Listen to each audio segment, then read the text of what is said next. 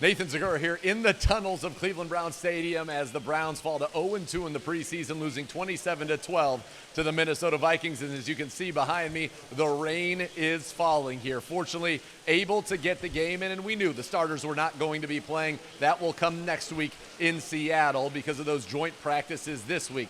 But the Browns, some of the same things that hurt them last week, not taking care of the football, not being able to stop the run, they reared their ugly heads again here today. Now, DTR got the start at quarterback, very efficient, 13 of 17, following up a 14 of 18 performance a week ago, but did have an interception in the red zone late in the first half, a ball that probably could have been caught a little bit behind Jamari Thrash, popped in the air, and it was an interception. And then Tyler Huntley came in and led the Browns down the field, but an airmailed pass down in the red zone ended up intercepted as well. The Browns would turn it over 3 times, all 3 interceptions, 2 from Huntley and 1 from DTR. The defense would have no takeaways in this game. Some bright spots, though. Deontay Foreman in his Cleveland Browns debut, 64 total yards and a touchdown, showing that ability to be the goal line hammer as DTR led a scoring drive on the Browns' opening possession of the game that saw him convert on 4th and short to Jamari Thrash, pick up a pass interference penalty on a long ball to Giovanni Ricci, and then Foreman punched it in. But unfortunately, the highlights were few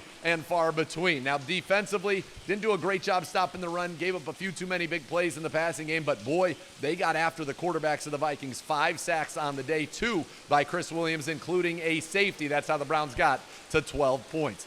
The biggest concern, though, in this game, always coming out healthy, and the Browns already injured at the offensive tackle position, may have lost 2 more today. James Hudson injuring an ankle. He was ruled out of the game. And then Hakeem Adeniji chasing down one of the Minnesota Vikings on an interception return. He ended up injured, and he was out with a knee injury. So an already depleted tackle room could have lost 2 more. This will be a big story for the Browns to watch here in the coming weeks as they get ready, not only for Seattle, but really with eyes on September the 8th, the season opener against the Dallas Cowboys. Again, no starters played here today, but hopefully we will see them in Seattle. That's the plan according to head coach Kevin Stefanski. So that will be the game to watch. We're going to break down everything where this roster stands on Cleveland Browns Daily tomorrow at 1 o'clock. But the Browns 0-2 in the preseason, and guess what?